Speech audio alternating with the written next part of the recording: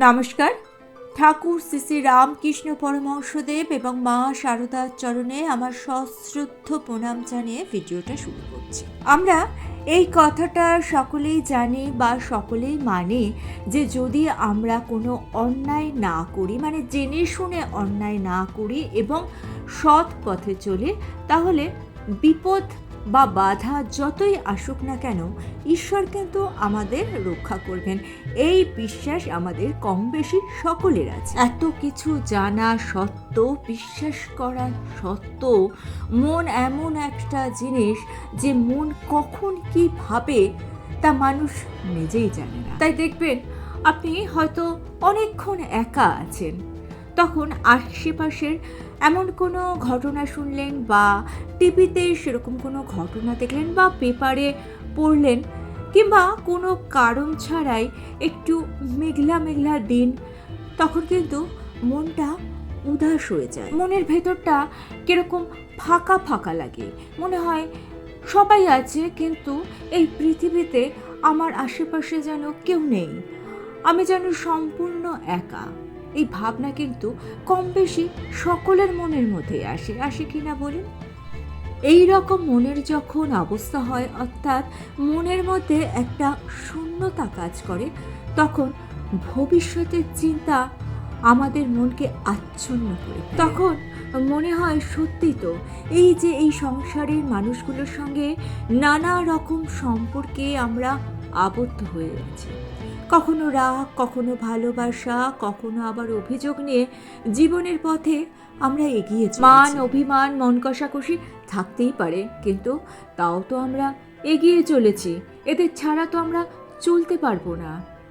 আসলে সত্যি কথা কি বলুন তো, আমরা এগিয়ে চলেছি চূড়ান্ত পরিণতির দিকে। আরও সোজা সহজভাবে বলতে গেলে সবাই কিন্তু আমরা সেই শেষের দিকে এগিয়ে চলেছি।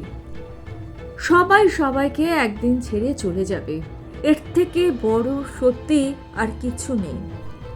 একা একা ঘরের মধ্যে এই সত্যিটা যখন মনের মধ্যে আসে, মনটা বিষণ্ণ হয়ে যায়, ভীষণ খারাপ হয়ে যায়, নিজেকে অসুরক্ষিত মনে হয় এমন একদিন তো আসবে যখন এসব মানুষগুলো আর আমার কাছে থাকবে না।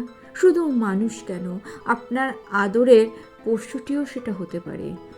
আর এই ভেবেই আমাদের মন ভীত সন্ত্রস্ত হয়ে যায়। এই অসুরক্ষিত বোধ থেকেই মনের মধ্যে একটা ভয়, একটা উদ্বিগ্নতা কাজ করে।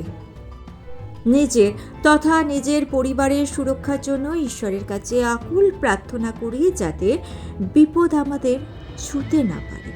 জীবনে সুরক্ষিত থাকতে হলে 3টি নিয়ম আপনাকে মেনে চলতেই হবে। সেই 3টি নিয়মের কথাই আজকের ভিডিওতে আলোচনা করব। আশা করছি আপনারা আপনাদের প্রশ্নের সমস্ত উত্তর এই ভিডিওতেই পেয়ে যাবেন। প্রথমত, আমরা মানুষের ওপর যতই বিশ্বাস রাখি না কেন, মানুষ খুব জটিল। তাই যে কোনো জায়গায় যে কোনো সময় অবান্তর মন্তব্য করা থেকে আমাদের কিন্তু বিরত থাকতে হবে। অনেক সময় অনেক জটিল বিষয়ে আমরা মতামত প্রকাশ করে ফেলি কোনো ভাবনা চিন্তা ছাড়াই, আর এই মতামত প্রকাশ করার ফলেই আপনি পড়ে যেতে পারেন বিপদে। তাই যে কোনো মন্তব্য করার আগে সঠিক অধ্যয়ন যেমন প্রয়োজন, তেমনভাবে আপনাকে জানতে হবে আপনি আপনার মন্তব্য কোথায় প্রকাশ করছেন। সঠিক স্থানে আপনি আপনার মন্তব্য প্রকাশ করবেন, যে কোনো জায়গায় নয়। অর্থাৎ আপনাকে বুদ্ধি দিয়ে একটু চলাফেরা করতে হবে। সময়টা খারাপ, মানুষের মনুষ্যত্ব কিন্তু এখন অনেক অনেক নিচে নেমে গেছে। শুনতে খারাপ লাগলেও এটাই বাস্তব সত্য। তাই নিজের সুরক্ষার ব্যবস্থা আপনাকে কিন্তু নিজেকেই করতে হবে। কেউ এগিয়ে আসে না, আপনি যদি বিপদে পড়েন কেউ এগিয়ে আসবে না, এই কথাটা ভেবে আপনাকে পথ চলতে হবে। দ্বিতীয়ত, আপনাকে খেয়াল রাখতে হবে যাতে পরিবারের বন্ধন অটুট থাকে। নিজের পরিবারের বন্ধন যদি দৃঢ় না হয়, তাহলে বাইরের যে কোনো শক্তি এসে যে কোনো সম্পর্ক নষ্ট করে দিতে পারে। এক মুহূর্তে ভেঙে যাবে আপনার সুখের সংসার তাসের ঘরের মতো বিচ্ছিন্ন হয়ে যাবে মানুষের সম্পর্কগুলো। মা বাবার মধ্যে দূরত্ব, বাবা ছেলের মধ্যে দূরত্ব, ভাইয়ে ভাইয়ে বিবাদ, ভাই বোনের সংঘাত, এই সমস্তই অনেক পরিবারকে কিন্তু বিপদে ফেলে দেয়, যা আপনি আপনার চারিদিকে তাকালে নিজেই বুঝতে পারবেন। আসলে কি বলুন তো, আমাদের মনে অনেকের সম্বন্ধে অনেক অভিযোগ থাকে, কিন্তু সেই অভিযোগগুলো বাইরের লোককে জানতে দিতে নেই। বাইরের লোক সমস্যার সমাধান করবে না। বাইরের লোক যখন দেখবে আপনার নিজের লোকের সঙ্গে আপনার সম্পর্ক ঠিক নেই, তখন সে মজা পাবে, আর কিচ্ছু নয়। অর্থাৎ পরিবারের সদস্যের মধ্যে বন্ধন অটুট রাখতে হবে, আর এই বন্ধন দৃঢ় করার জন্য প্রয়োজন বিশ্বাস ও ভরসা। আপনার ভাই বোন আত্মীয় পরিজন যখন কোনো বিপদে পড়বে, তখন আগে কি হয়েছে সেটা না ভেবে তাদেরকে সাহায্য করা কিন্তু আমাদের কর্তব্য। অর্থাৎ একে অপরের পাশে থাকাটা কর্তব্য। এটা আমরা জানলেও সবসময় কিন্তু মনে রাখি না, অনেকে কিন্তু মনে রাখেন না এটা। অর্থাৎ একে অপরের প্রতি বিশ্বাস ও ভরসা রাখতেই হবে। আর তৃতীয় যে কথাটি হলো, সেটা হলো সবাইকে আপনি আপনার মনের কথা বলবেন না, কারণ আপনি নিজেই জানেন না কে আপনার প্রকৃত শুভাকাঙ্ক্ষী। ঋতু যেমন পরিবর্তনশীল, তেমনি পরিবর্তনশীল মানুষের মন। আজকে যে আপনার পাশে রয়েছে, কাল যে সে আপনার বিরোধী হয়ে যাবে না, তা কিন্তু আপনি জানেন। আর ঠিক তখনই আপনার গোপন কথাটি আর গোপন থাকবে না, আপনি পড়ে যাবেন মহা বিপদে। তাই সবাইকে আপনার মনের অন্দরমহলে ঢোকার অনুমতি দিয়ে দেবেন না। আপনি আপনার অন্দরমহলে কাকে প্রবেশের অনুমতি দেবেন, সেই বিচারের ভার আপনাকেই করতে হবে। আপনি সেই বিচার করবেন কিভাবে? আপনি সব সময় জানবেন আপনার চোখই হলো আপনার দেহের প্রদীপ।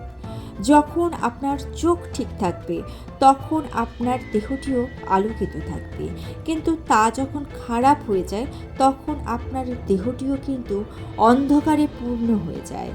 এটা বড় সত্যি কথা যে চোখ আলোকিত থাকলে আপনার বুদ্ধিও কিন্তু আলোকিত থাকবে।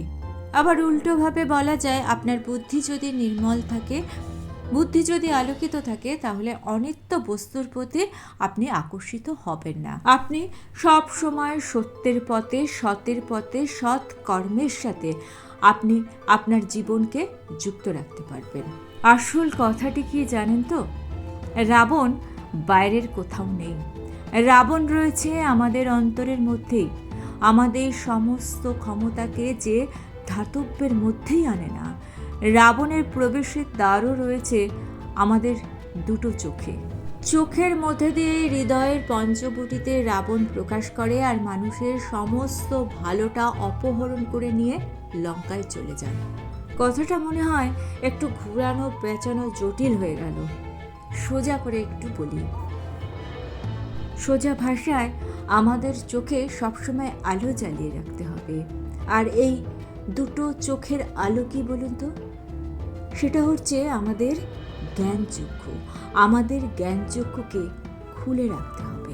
আপনি যদি আপনার জ্ঞানচক্ষুকে খুলে রাখেন, তাহলে আপনার মন কিন্তু নির্মল থাকবে। আর আপনি যদি আপনার জ্ঞানচক্ষু খুলে না রাখেন, তাহলে তো সেখানে নিশাচরেরা যাতায়াত করবে।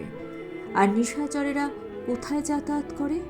তারা অন্ধকারে যাতায়াত করতে ভালোবাসে। জানি না আমি ব্যাপারটা বুঝিয়ে বলতে পারলাম কি না। আমাদের সমাজে এই জ্ঞানচক্ষু খুলে রাখাটা খুব প্রয়োজন। আমাদের সমাজের বর্তমানে যা অবস্থা, সোজা ভাষায় বলতে গেলে আমাদের দৃষ্টিকে শুদ্ধ করতে হবে। এর থেকে ডিটেলসে তো আর বলা সম্ভব নয়।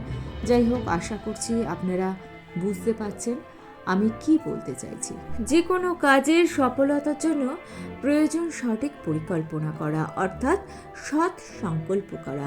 যে মানুষ সৎ সংকল্প করতে পারেন, তিনি তো সৎ মানুষ। আর সফলতার অর্ধেক কাজ তো তিনি প্রথমেই করে ফেললেন। ঠাকুরের শিষ্য লটু মহারাজ সংকল্পে সিদ্ধ হওয়ার একটি গুপ্ত মন্ত্রের কথা প্রায়ই বলতেন। তিনি বলতেন, সত্য বললেই কেবল হবে না, প্রতিটি সংকল্পকে সত্য করার জন্য প্রাণপণ যত্নও নিতে হয়। কোনো সংকল্পকে সিদ্ধ করতে হলে অনেক স্বার্থত্যাগ করতে হয়, অনেক প্রিয় জিনিস জলাঞ্জলি দিতে হয়। তবে এটাও সত্যি, একবার যদি তা করা যায় তাহলে আধার পথ আলোকিত হয়ে ওঠে। আর এই কথাটি সকলেরই জানা যে অন্ধকার যত গভীর হয়, ঘনীভূত হয়, উষার আলো তত নিকটবর্তী হয়।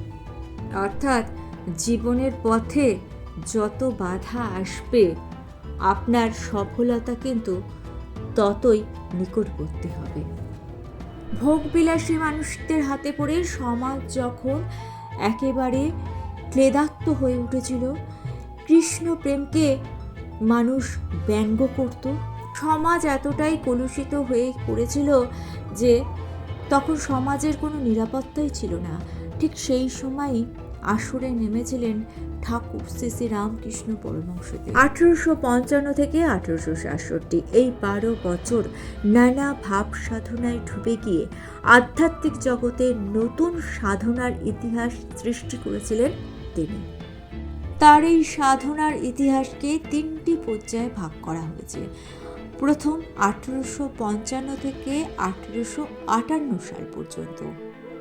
সেই সময় তিনি কেনারাম ভট্টাচার্যের কাছে শক্তিমন্ত্রে দীক্ষা নিয়ে মা ভবতারিণীর পূজায় অবতীর্ণ হয়েছিলেন। ঠাকুরের জ্যেষ্ঠ ভ্রাতার মৃত্যুর পর তার সমস্ত দায়িত্ব তিনি নিজের কাঁধে নিয়েছেন। দ্বিতীয় ধাপটি হল 1859 থেকে 1862 সাল। ভৈরবী ব্রাহ্মণী এলেন এবং তারপর থেকেই তিনি তন্ত্র মতে সাধনা শুরু করলেন এবং 64 তন্ত্রের সাধনায় তিনি সিদ্ধি লাভ করলেন।